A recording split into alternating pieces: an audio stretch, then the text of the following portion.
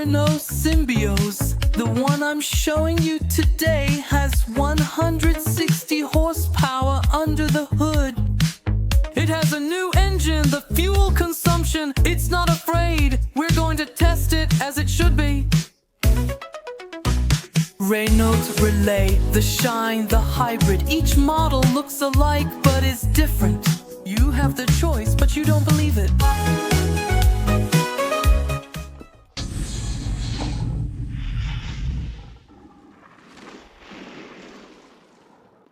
Welcome to mecaniquesportive's YouTube channel. I'm Nicola. Today, I'm introducing the new Renault Symbioz. Finally, the Renault Symbioz with a new engine. That will be interesting since the E-Tech engine has evolved. It first appeared on the Dacia Bigster. They've put it here. This is the second car in the group to benefit from it.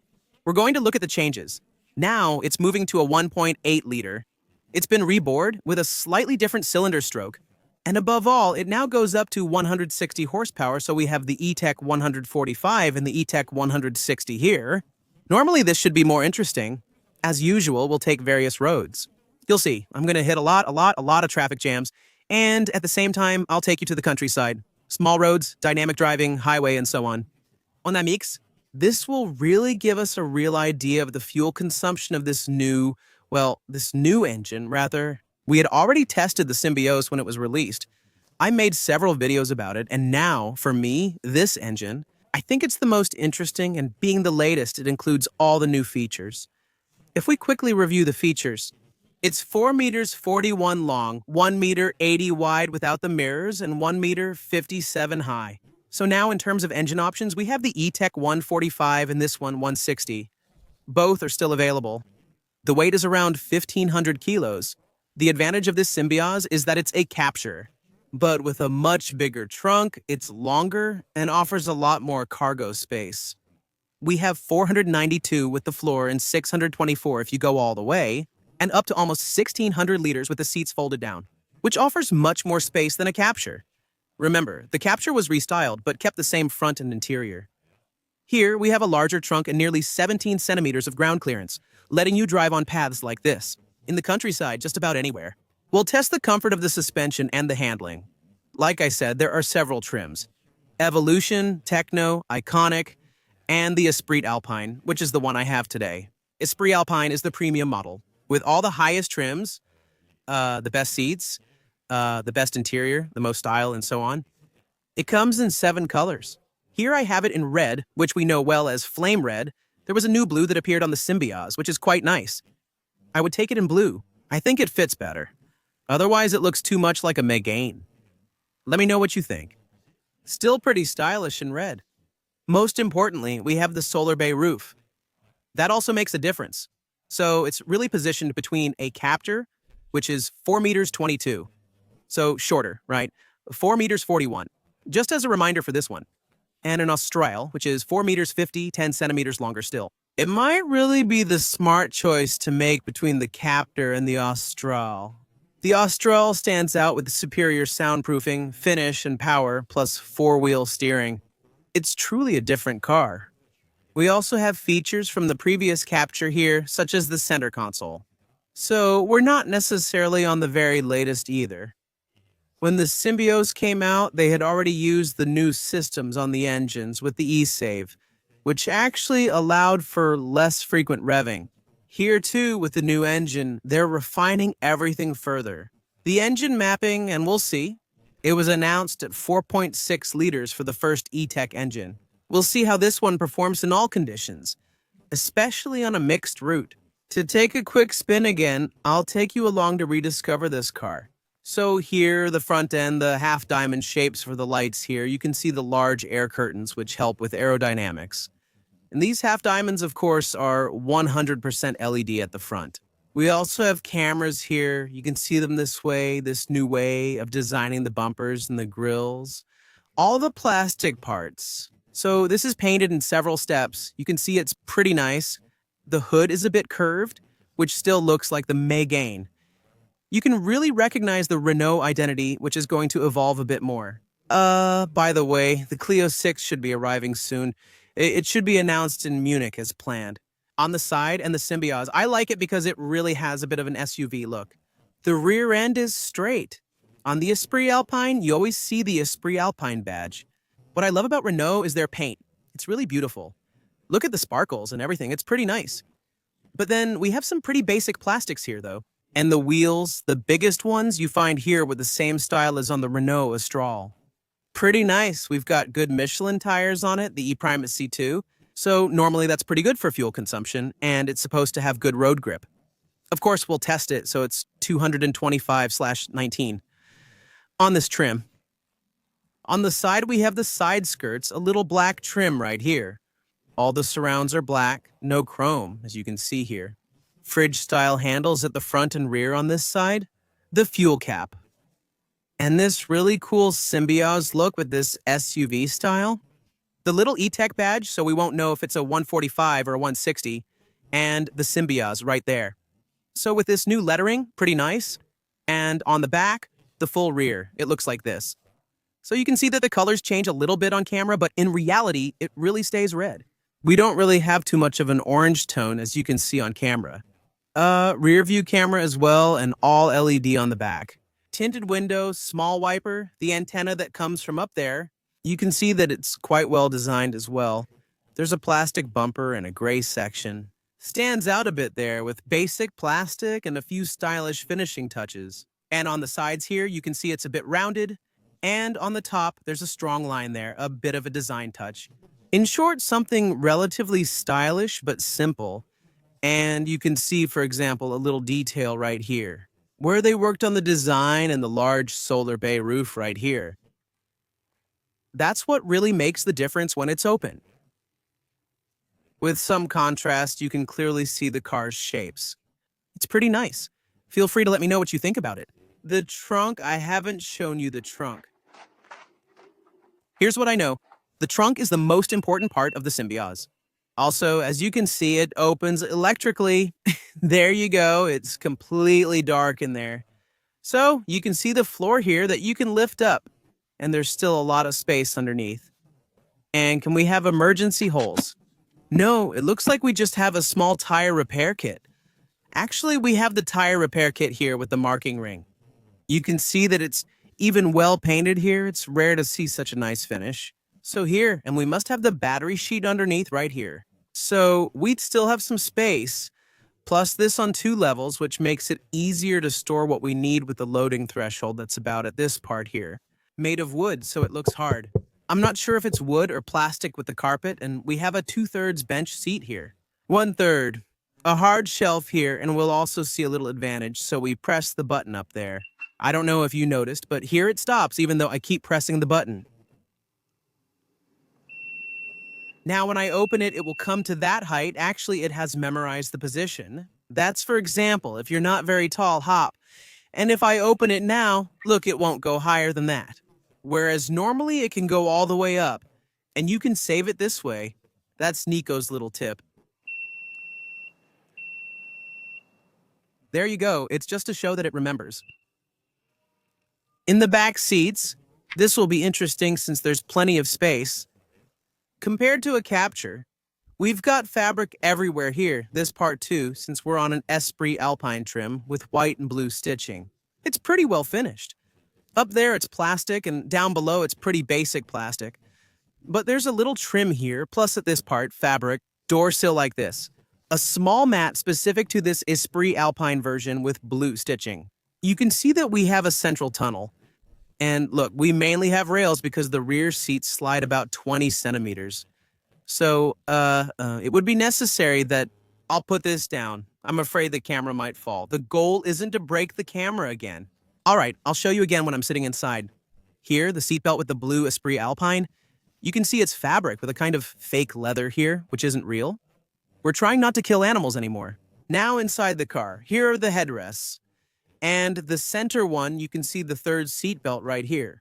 What I'm going to do is sit here. So, Nicholas, 1.80 meters. Look, I still have a lot of space. I have room for my feet. That's cool because it's raised on rails that are a bit higher. Well, that gives me a lot of space for my feet so I can store my, little feet. Netting on both sides. On the alternating current side, there are vents, 2 USB-C ports, and a cigarette lighter socket. No storage or glove compartment. You'll just find a little bit of storage here in the door pockets. As for headroom, we have the solar bay roof, but it's more towards the front and less here, so I have enough space. Even when I sit up straight, only my hair just brushes the top up there. But, it's fine. As for support, it feels like there's a little bit of support, but not that much. They're pretty open. The bench is firm, and then there's this part that really comes right behind my butt. I'm not sure if I can show you that. Actually, I can feel it right here. When I sit all the way back in the seat, I can feel this part pressing against me right here. So for me, it bothers me a little bit. But is it the most serious thing? Not necessarily. We have the LEDs up here at the top, so that's pretty unique, but it does light up. Like this. There you go. What else do we have at the back? So this sliding bench, like I was telling you, I'll set you down here. It slides over 16 centimeters. So the little thing I always tell the engineers is that they put the handle here, look. So it's convenient to do it like this, but when I move forward, bam, I end up smashing my hand here. It's not the most practical thing to have put it in the center. It's centered because the rails are there and it unlocks both simultaneously. But when I come here and go all the way, I actually smash my fingers. So guys, you just needed to put two little things on the side so I could pull it here. But I'm really sweating, guys. I'm moving to the front because it's hot. Here's what the front looks like from the back. I left the cameras up there. You can see the bluish side and the Alpine Spirit gradient finish, which gets more and more blue on the side. There you go. Let's go to the front and restart this car because I have to admit, I'm hot. And actually, I think we're going to put it in the shade.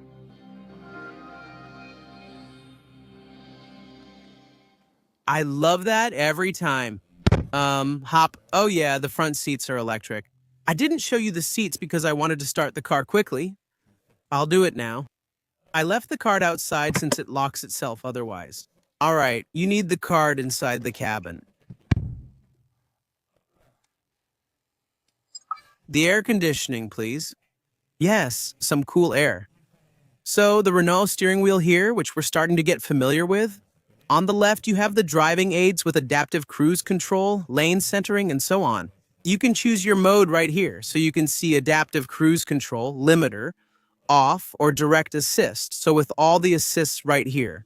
I always leave it with all assists. I think it's better. This side is for multimedia, and this button changes driving modes. So here we were in comfort mode, then we can switch to eco. You can see the colors change. In sport, it's red. In personal mode, it's usually purple. And comfort mode comes back here in blue. For me, comfort mode is the one I recommend the most. It's really, really good. You can see we have a fully digital screen here and also a 12-inch screen directly in vertical orientation. The temperature, do you understand that I'm hot? La. I already showed you the steering wheel. With Renault, there's always a control stalk behind it to adjust volume, change modes and sources, and control Bluetooth or radio. Select the modes you want. Windshield wipers are on this side. Turn signals, high beams, and auto mode are on the other. Regarding the lights on all cars, the key feature with Renault is the customizable My Safety button to disable driving beeps and similar alerts. And the eSave, which you can use to get slightly different fuel consumption with this engine.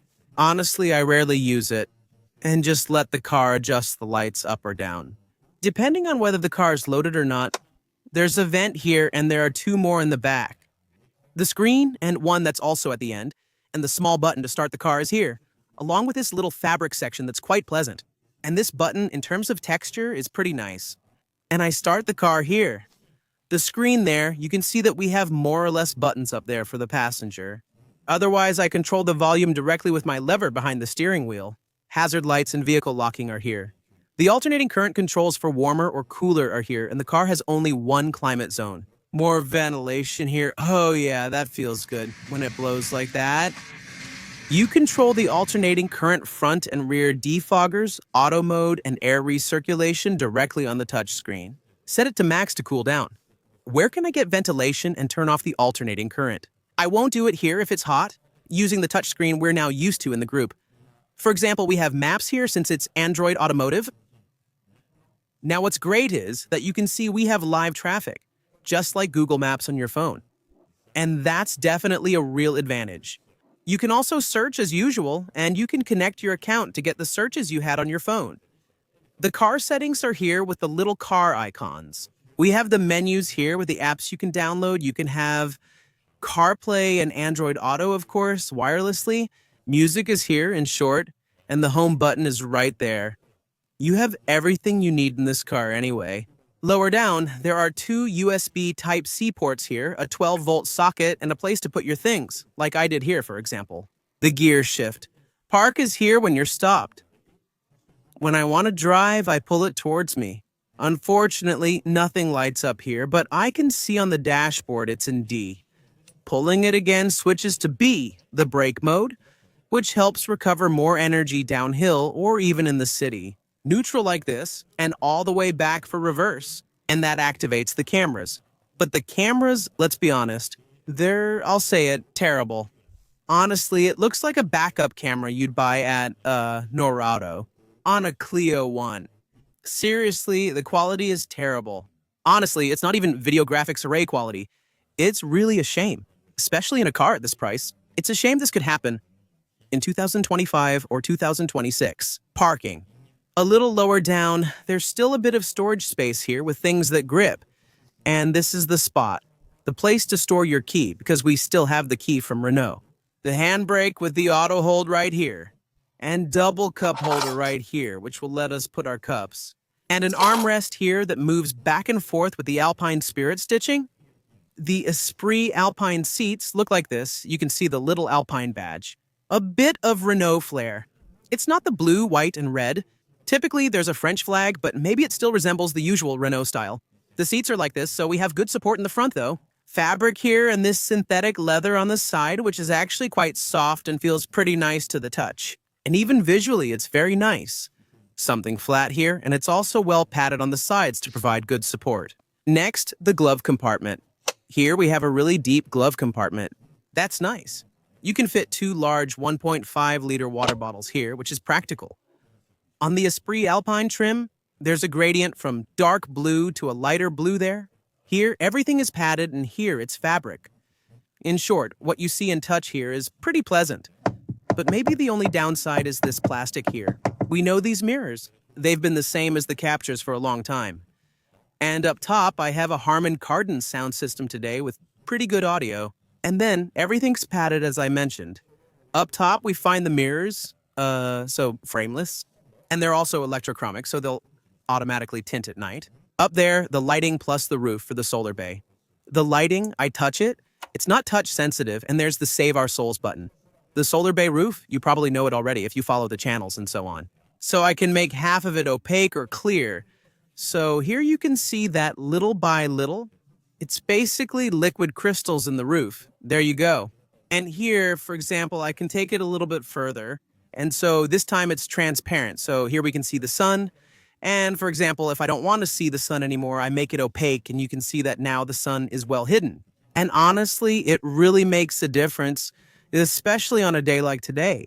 It's really hot, so I'm going to make everything opaque again because that really makes a difference. And when you lock your car, the roof always becomes opaque again so it doesn't get too hot inside. It still makes a difference because I can feel it, even with ultraviolet and infrared filters. Anyway, let's go try out this car and see how it does in terms of consumption. That's really what I'm most interested in with this new Symbioz, since you can check out my reviews of the previous versions of the Symbioz. You have all the tests and should see we aren't doing too badly. I haven't finished mine yet, but the conclusion will show if it's interesting. Just so you know, you'll see that I'm going to be stuck in a lot of traffic jams. That's where it uses the most fuel. All right, here we go. Let's go. All right, we're off with this Symbioz with this new E-Tech engine. As usual, a little over 100 kilometers to start with, and I'll keep it for a few more days. This Symbioz, the suspension, you can tell it's a car that's supposed to handle well. It's firm but still comfortable, and in almost all situations, I start off in electric mode. Right now, the engine just restarted. I see that the battery is almost empty, so we're going to test that. It just switched off again. It's really just small phases where it runs on the combustion engine. In the city, Renault says you can drive up to 80% of the time in electric mode, where the car will run on electric power. We had tried it on the Bigster, which was the first to introduce this new engine, so a 1.8 liter, which is now a bit bigger. We're 160 horsepower, and which normally has a bit more torque, etc. We'll see how it performs on the road and in terms of fuel consumption. Of course, I'll make sure to reset the counters. I've reset everything.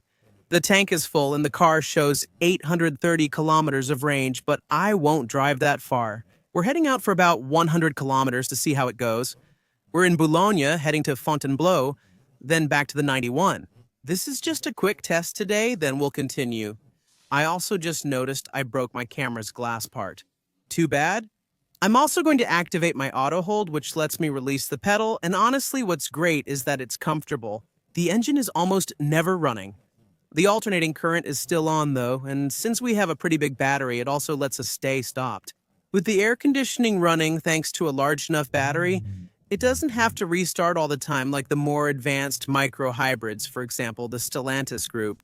The alternating current causes it to restart frequently. The light let 2 cars through, which is good, but it also lasts over a minute. I'm cutting you off because this light is taking too long. It was 21 when I stopped, and I think it's going to be 23 soon. That's also why hybrids are super important, because cities are putting traffic lights everywhere, and actually, when you're stopped, it consumes a lot since the engine is running for nothing. Clearly, when you're stopped. So for me, start and stop is still, there you go, 23, almost 2 minutes for this light.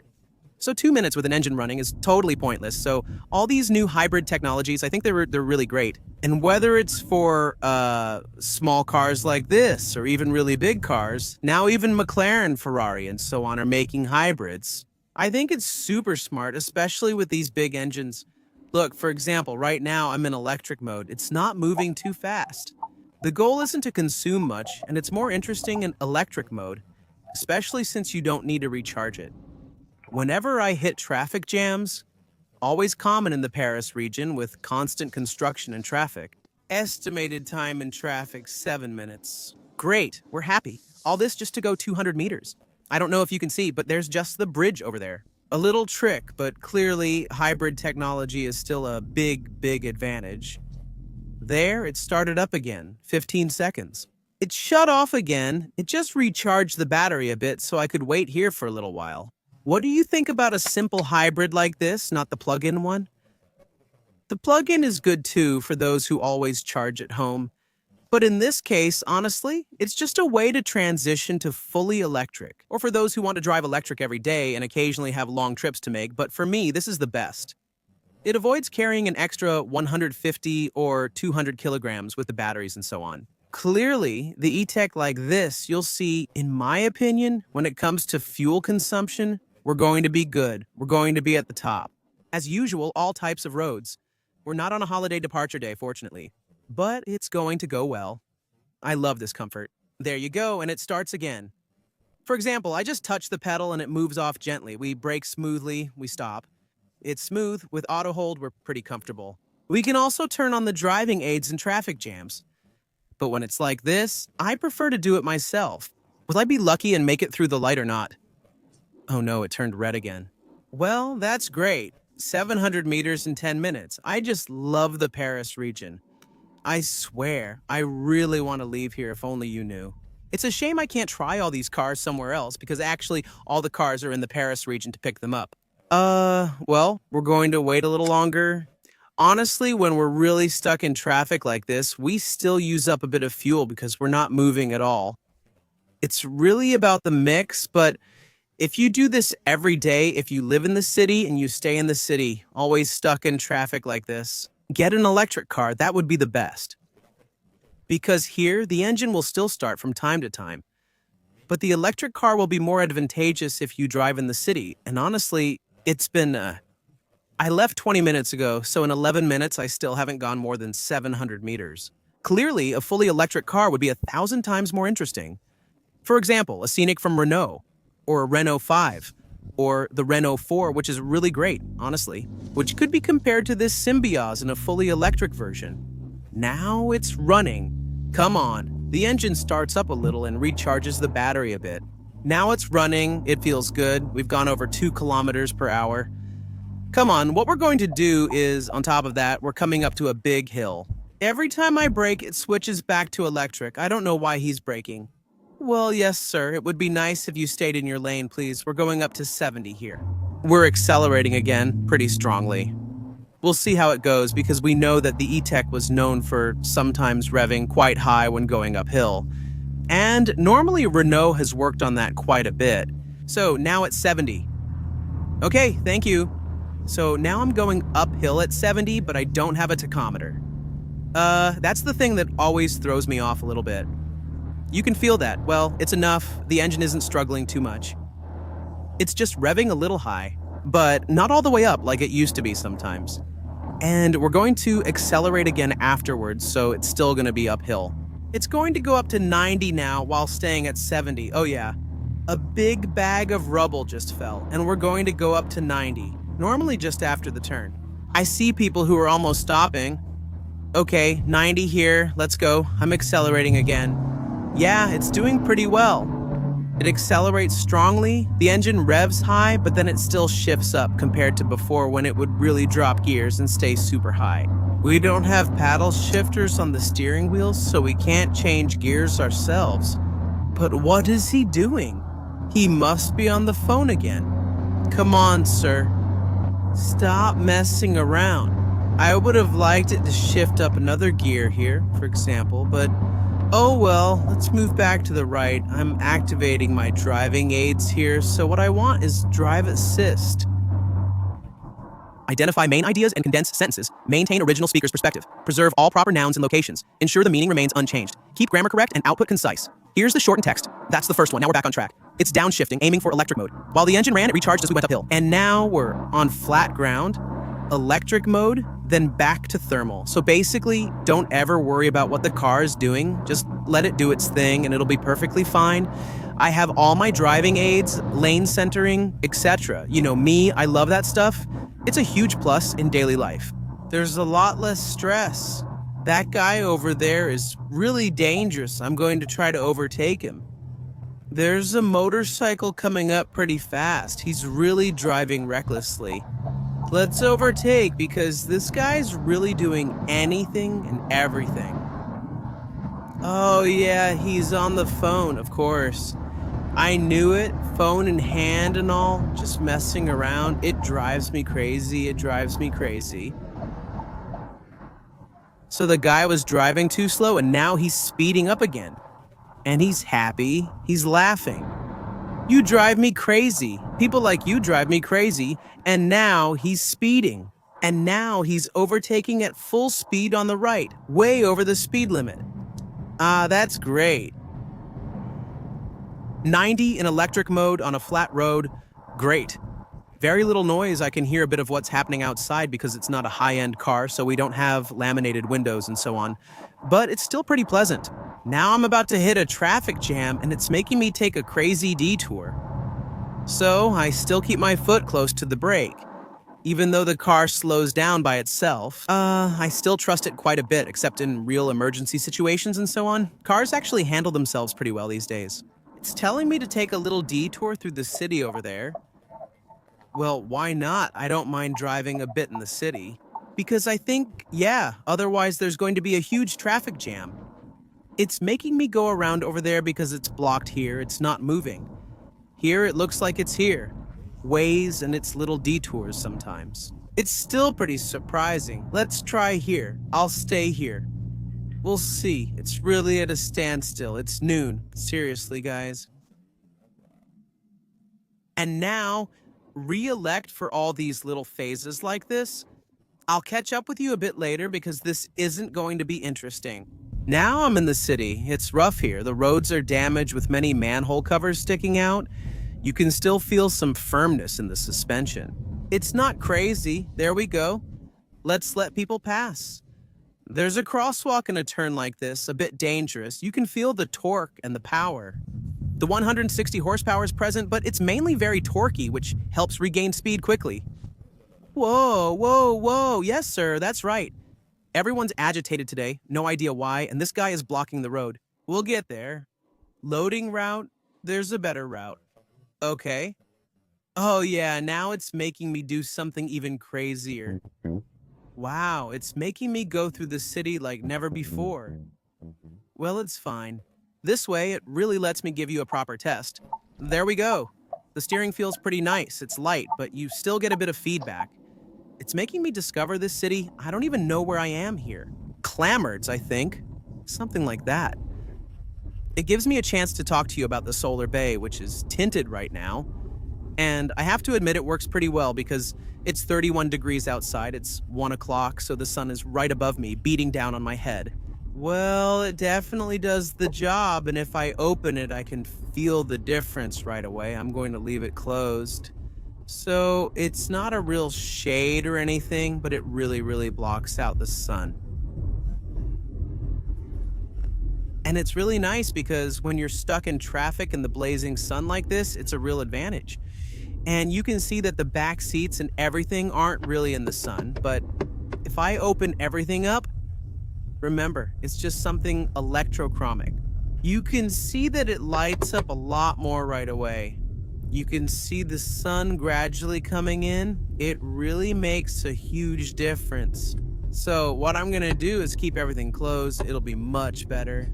Fortunately, the sound system is good in this car. I just broke a sad record. 16 kilometers in 1 hour. Yeah, it's sad. Fortunately, there's still this adaptive cruise control and good sound system because it's not over yet.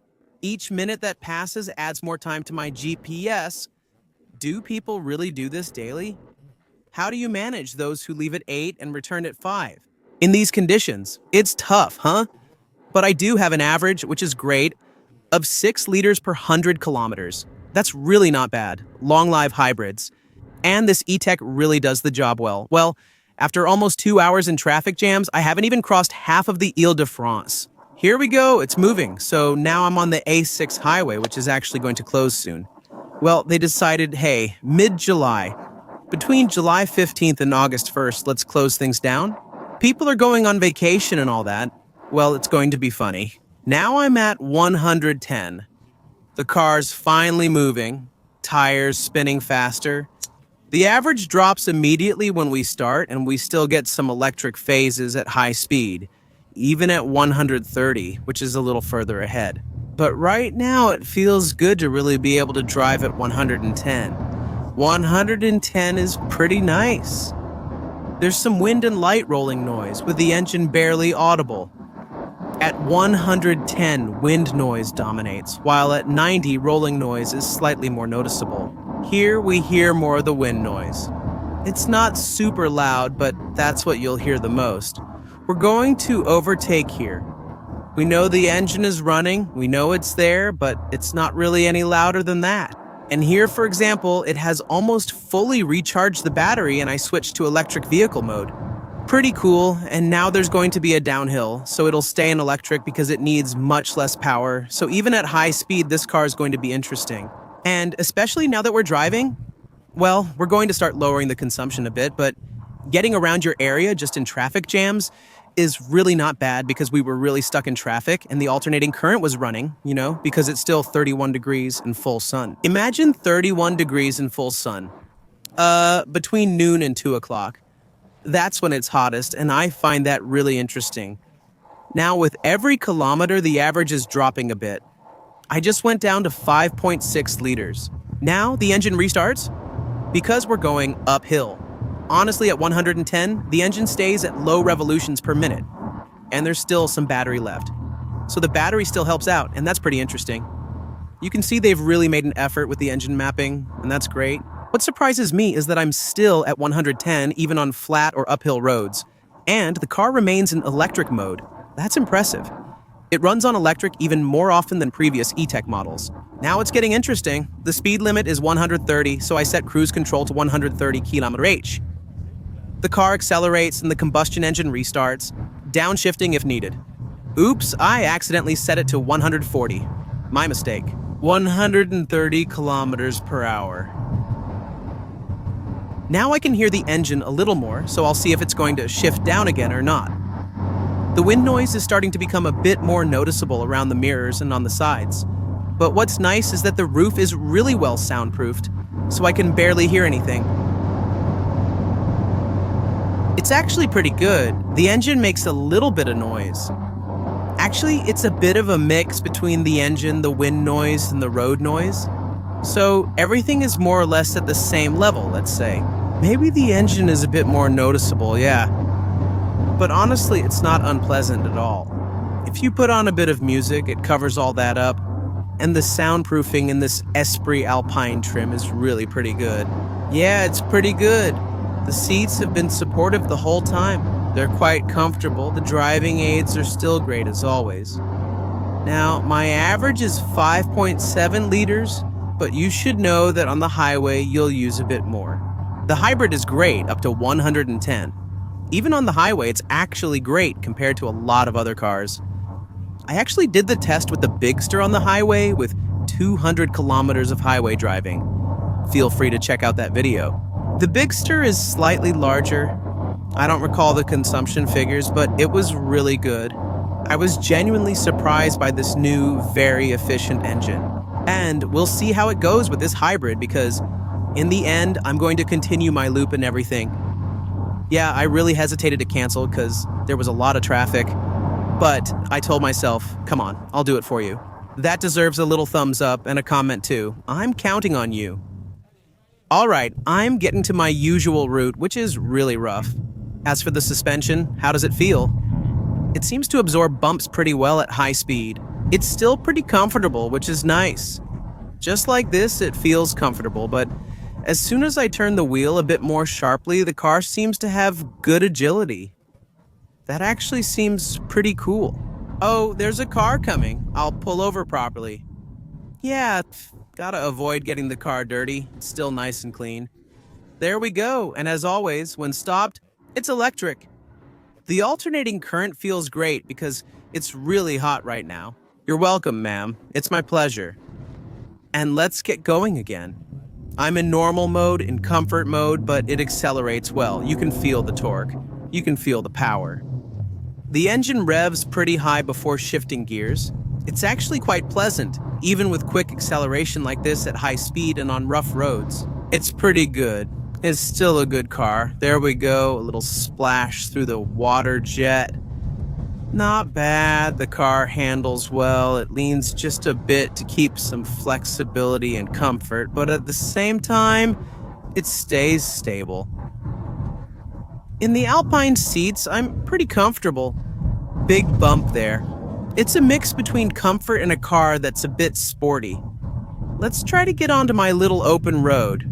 I'm going to switch to sport mode, and when I switch to sport mode, the car responds instantly with the same accelerator pressure. Mapping makes a huge difference.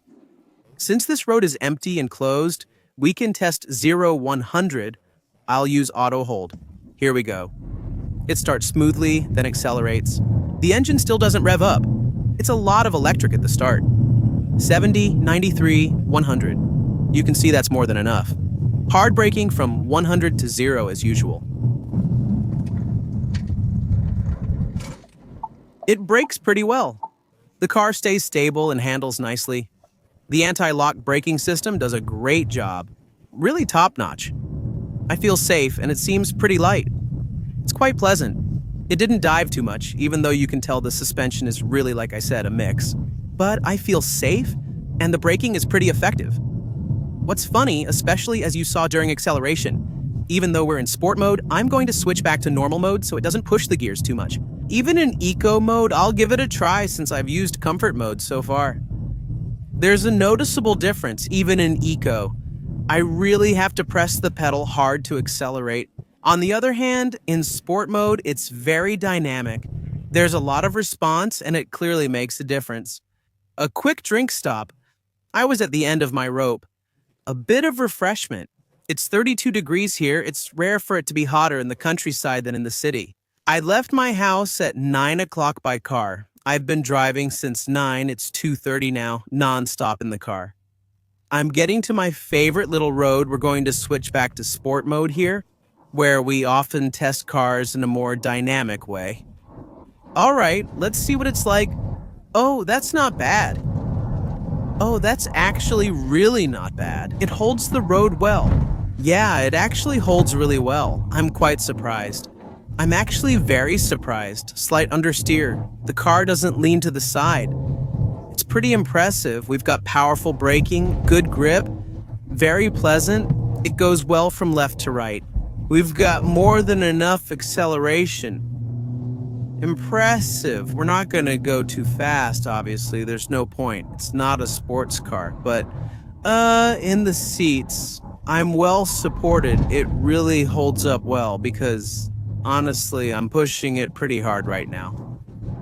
And clearly, we really wouldn't need more. I'm quite impressed. I didn't expect it to be this good dynamically, and at the same time, it filtered out bumps really well. Good point, good point. If I just switch back to comfort mode, we'll finish this test like that and for all the days to come. In comfort mode, because sport mode, unless you want to mess around a bit, isn't really necessary. And even in comfort, if you want to pick up the pace a little, you still have a brake pedal that's pretty aggressive in certain situations, and you can immediately feel there's a good bite. And even just driving at a good pace without going too fast, it's very pleasant. Well, actually, for those who know me, I call the channel Sporty Mechanics because I really love sporty driving, sports cars, and so on.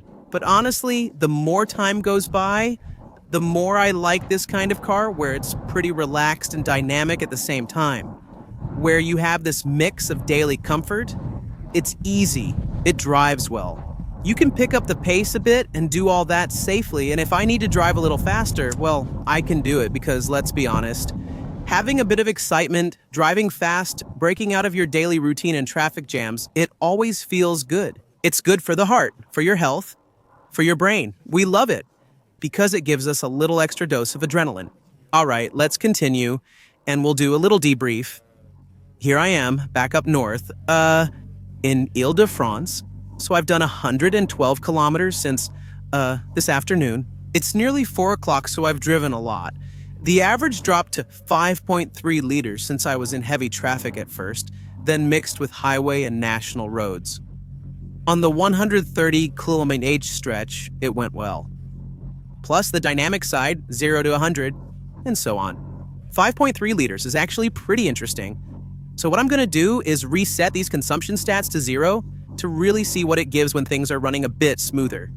It's a shame we don't have 2 different trip meters with this car. That would have been a bit more interesting. And when I bring this car back, I'll give you another debrief at the last moment when I return this car about the fuel consumption, and we'll do the debrief. After several days spent driving in the city and a bit in the Paris suburbs, 4.8 liters in total, so here only doing short trips over 35 kilometers. It was really just city driving. I was only moving around in small sections, and I reset it to 0 a second time, which isn't on video. In pure city driving, I was at 6.5 liters on average, and when you drive a bit more, you can see as soon as you get up to speeds between 70 and 90, well, the numbers drop pretty quickly. So if you're in the countryside, you'll get great stats. In the city, 6.5 liters is still really not bad, considering it's still a big car and there was a lot of traffic. Plus the alternating current was always running, and so on. So let's say it depends on how you use it. But on country roads, you'll get great fuel consumption. In the city, it might use a bit more like all cars do most of the time. Me, I'm going to take my little Twingo over there, the other version. And honestly, when you look at the size, the small engine, and so on, which uses more than what I just did here with this big car, so it shows that hybrids are actually pretty interesting. And the Symbioz, I think it's still one of Renault's best cars, both in terms of space, especially in the back, and the roof. The trunk we have, the driving comfort, the fuel consumption that really stays under control, and well, that's it, Symbioz. So, what does this new engine really bring? It's more torque. You can feel it doesn't rev as high, it doesn't get carried away as much, and there's more power, a bit more driving pleasure. And in the end, well, it's always better to have more.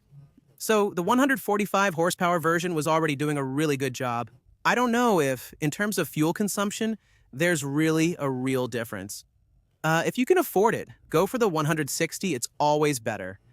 I think even with depreciation, it'll lose a bit less value since precisely it's a bigger engine and something more recent.